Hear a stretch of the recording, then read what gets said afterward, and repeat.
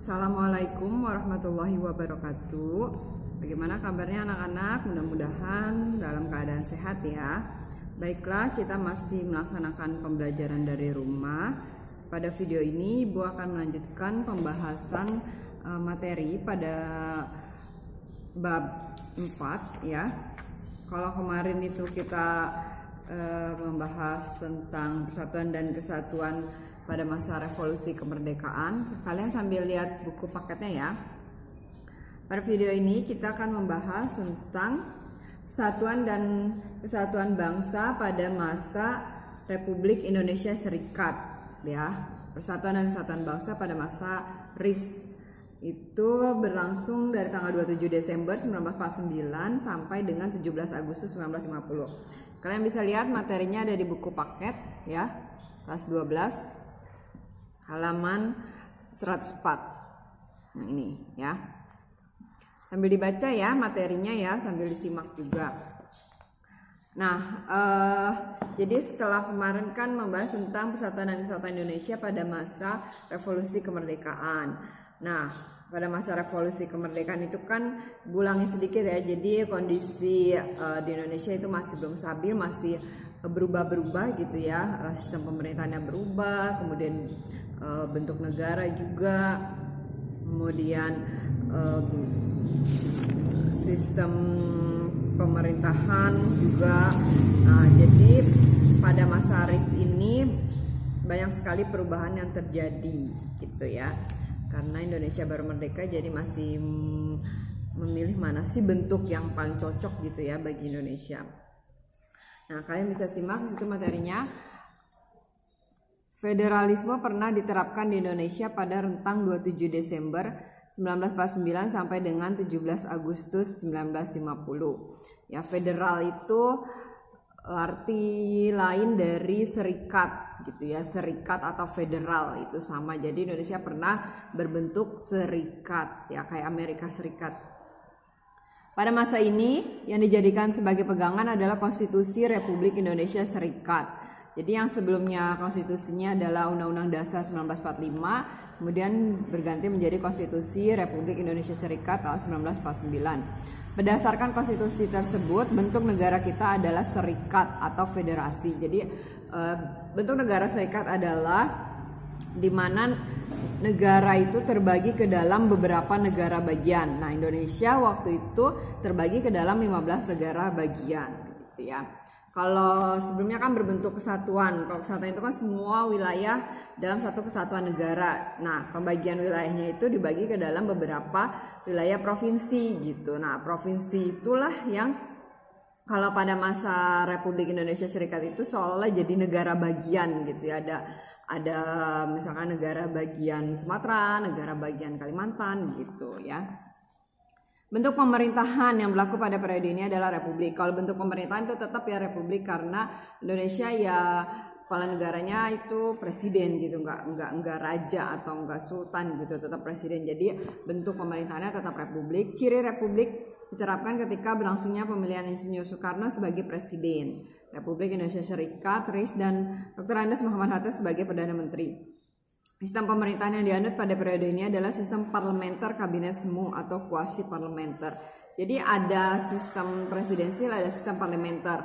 Nah, yang diterapkan di Indonesia pada waktu itu sistem parlementer kabinet semu. Jadi parlementer tapi enggak secara murni menjalankan sistem parlementer gitu ya.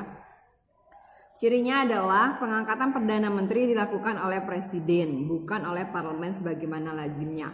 Nah ini dia, jadi kalau sistem parlementer murni itu harusnya Perdana Menteri itu yang milih adalah Parlemen. Tapi Indonesia karena kuasi parlementer atau parlementer semua, yang milih Perdana Menteri itu adalah Presiden, bukan Parlemen atau bukan lembaga DPR ya.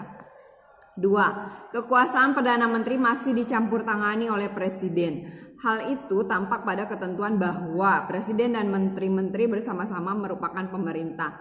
Nah, ini juga ya ciri dari kuasi parlementer yang diterapkan di Indonesia. Harusnya ya Perdana Menteri yang menjalankan pemerintahan, Presiden hanya sebagai kepala negara. Tapi karena parlementer semua yang diterapkan, Perdana Menteri kekuasaannya masih dicampur tangani oleh presiden. Presiden ikut menentukan gitu ya, ikut memilih menteri-menteri. Padahal harusnya presiden hanya sebagai kepala negara, sedangkan kepala pemerintahan adalah perdana menteri. Itu kalau yang parlementer murni gitu ya, kayak di Inggris misalnya. 3. Pembentukan kabinet dilakukan oleh presiden bukan oleh parlemen. Nah ini juga kabinet kan, menteri-menteri itu kan yang milih. Kalau dalam sistem presidensil iya presiden, tapi harusnya kalau dalam sistem parlementer yang milih menteri-menteri itu adalah parlemen atau DPR. Tapi ini malah presiden, jadi kayak setengah-setengah gitu ya, mau parlementer tapi nggak murni gitu. 4. Pertanggungjawaban kabinet adalah kepada DPR, namun harus melalui keputusan pemerintah. Harusnya langsung aja ke DPR atau parlemen ya. Parlemen tidak mempunyai hubungan erat dengan pemerintah sehingga DPR tidak punya pengaruh besar terhadap pemerintah. DPR tidak dapat menggunakan mosi tidak percaya kepada kabinet. Nah, mosi tidak percaya itu apa sih? Mosi tidak percaya itu adalah cara yang bisa dilakukan oleh parlemen untuk menjatuhkan kabinet gitu, dengan menyampaikan mosi tidak percaya. Jadi kalau parlemen menyampaikan mosi tidak percaya, udah kabinetnya bisa berganti gitu ya, susunan menteri-menteri itu. Selanjutnya yang ke-6, Presiden RIS mempunyai kedudukan rangkap yaitu sebagai kepala negara dan kepala pemerintahan. Harusnya kan presiden hanya sebagai kepala negara saja, sedangkan kepala pemerintahannya oleh Perdana Menteri. Selain presiden dan para menteri atau kabinet, negara RIS juga mempunyai senat, Dewan Perwakilan Rakyat, Mahkamah Agung, dan Dewan Pengawas Keuangan sebagai alat penangkapan negara. Parlemen RIS terdiri atas 2 badan yaitu Senat dan DPR. Senat beranggotakan wakil dari negara bagian yang ditunjuk oleh pemerintah pusat. Setiap negara bagian diwakili oleh 2 orang. Itu ya Senat. Keputusan untuk memilih bentuk negara serikat sebagaimana telah diuraikan di muka merupakan politik pecah belahnya kaum penjajah. Nah sebenarnya ini politiknya kaum penjajah, maksudnya Belanda waktu itu pengen Indonesia tuh jangan berbentuk kesatuan deh, biar gampang biar gampang dipecah belah gitu istilahnya. Hasil kesepakatan dari apa? Konferensi Meja Bundar yang mengharuskan Indonesia berubah dari kesatuan menjadi serikat. Bagaimana nasib negara serikat Indonesia waktu itu? Layaknya bayi yang lahir prematur, kondisi RIS juga demikian. Muncul berbagai reaksi dari berbagai kalangan bangsa Indonesia menuntut pembubaran negara RIS dan kembali kepada kesatuan NRI. Jadi kayak nggak cocok gitu ya pakai bentuk negara serikat gitu, karena Indonesia itu harusnya berbentuk kesatuan. Maka pada 8 Maret 1950 pemerintah federal mengeluarkan Undang-Undang Darurat Nomor 11 Tahun 1950 yang isinya mengatur tata cara perubahan susunan kenegaraan negara RIS. Dengan adanya undang-undang tersebut, hampir semua negara bagian RIS menggabungkan diri dengan negara Republik Indonesia yang berpusat di Yogyakarta. Akhirnya negara RIS hanya memiliki 3 negara bagian, yaitu negara Republik Indonesia, negara Indonesia Timur, dan negara Sumatera Timur. Jadi dari yang tadinya itu 15 negara bagian, kemudian bergabung beberapa negara bagian itu tinggal 3 negara bagian ya. Negara Republik Indonesia, negara Indonesia Timur, dan negara Sumatera Timur. Bagaimana pengaruh kondisi seperti itu terhadap RIS sendiri? Kondisi itu mendorong RIS berunding dengan pemerintah RI untuk membentuk negara kesatuan. Pada tanggal 19 Mei 1950 itu dicapai kesepakatan yang dituangkan dalam Piagam Perjanjian. Disebutkan pula dalam perjanjian tersebut bahwa Negara Kesatuan Republik Indonesia menggunakan Undang-Undang Dasar yang baru merupakan gabungan 2 konstitusi yang berlaku, yaitu Konstitusi RIS dan juga Undang-Undang Dasar 1945. Jadi gabungan antara Konstitusi RIS dan Undang-Undang Dasar 1945 itu untuk mengatasi keadaan darurat waktu itu terbentuklah UUDS, Undang-Undang Dasar Sementara 1950. Pemerintah Indonesia Bersatu ini dipimpin oleh Presiden Soekarno dan Wakil Presiden Muhammad Hatta sebagaimana diangkat sebagai Presiden dan Wakil Presiden pertama setelah Proklamasi Kemerdekaan Republik Indonesia tanggal 17 Agustus 1950. Konstitusi RIS diganti dengan Undang-Undang Dasar Sementara tahun 1950. Sejak saat itulah pemerintah menjalankan pemerintahan dengan menggunakan Undang-Undang Dasar Sementara 1950. Nah itu ya tadi jadi politik pecah belahnya Belanda. Udahlah Indonesia berbentuk serikat biar makin terpecah-pecah, biar makin wilayahnya itu istilahnya nggak menyatu gitu ya. Nah Indonesia ikut tuh akhirnya berbentuk serikat. Nah kemudian ternyata kayak nggak cocok gitu ya untuk berbentuk serikat itu, akhirnya nanti kembali lagi ke negara kesatuan. Nah gimana sih kondisi pada masa RIS itu terhadap persatuan dan kesatuan? Ya ternyata banyak sekali terjadi gerakan-gerakan yang ingin memisahkan diri.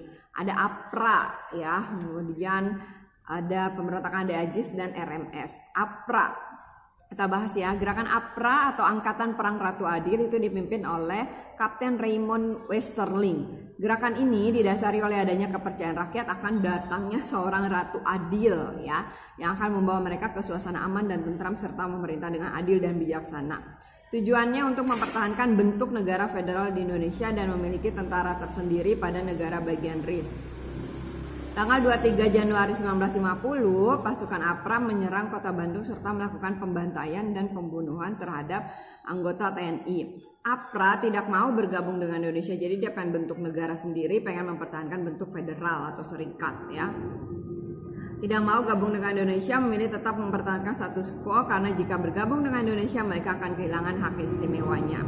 Pemberontakan APRA juga didukung oleh Sultan Hamid II yang menjabat sebagai Menteri Negara pada Kabinet RIS. Pemberontakan APRA berhasil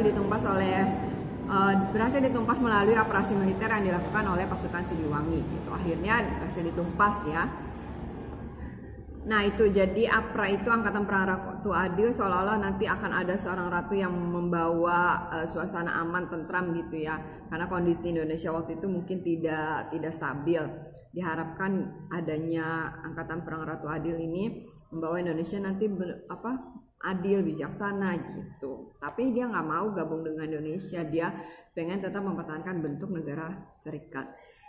Pemberontakan yang kedua, pemberontakan Andi Agis di Makassar. Ini dipimpin oleh Andi Agis, terjadi di Makassar, diawali dengan adanya kekacauan di Sulawesi Selatan bulan April 1950. Kekacauan tersebut terjadi karena adanya demonstrasi dari kelompok masyarakat yang anti federal ya, berarti ini yang mau berbentuk kesatuan ya, yang nggak mau federal.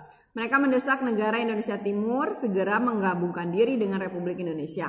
Sementara itu terjadi demonstrasi dari golongan yang mendukung terbentuknya negara federal. Keadaan ini menyebabkan muncul kekacauan dan ketegangan di masyarakat. Nah, untuk mengatasi hal tersebut, pemerintah tanggal 8 April 1950 mengeluarkan perintah bahwa dalam waktu 4 kali 24 jam Andi Agis itu harus lapor ke Jakarta untuk mempertanggungjawabkan perbuatannya. Pasukan yang terlibat pemberontakan diperintahkan untuk menyerahkan diri dan semua tawanan dilepaskan. Pada saat yang sama dikirim pasukan untuk melakukan operasi militer di Sulawesi Selatan yang dipimpin oleh A.E. Kawilarang. Tanggal 15 April 1950 Andi Agis berangkat ke Jakarta setelah didesak oleh Presiden Negara Indonesia Timur Sukawati, tetapi Andi Agis terlambat melapor sehingga ia ditangkap dan diadili. Sedangkan pasukan yang dipimpin oleh Mayor H.V. Worang terus melakukan pendaratan di Sulawesi Selatan pada 21 April 1950. Pasukan ini akhirnya berhasil menduduki Makassar tanpa perlawanan dari pasukan pemberontak. Intinya semua pemberontakan yang terjadi di Indonesia itu berhasil diatasi ya oleh gabungan TNI gitu ya.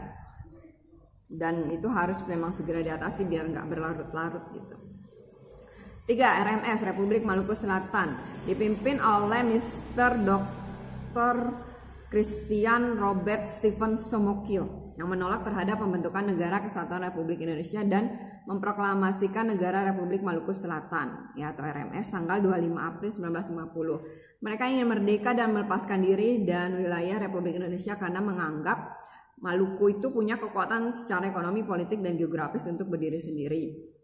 Jadi pengen memisahkan diri, pengen bentuk negara sendiri Maluku itu ya. Penyebab utamanya adalah masalah pemerataan jatah pembangunan daerah nih yang dirasa sangat kecil, tidak sebanding dengan daerah di Jawa. Jadi kayak ada ketimpangan gitu ya, kayak ada merasa tidak adil. Kok di Jawa kayaknya lebih diperhatikan gitu pembangunannya, sedangkan di Maluku tidak.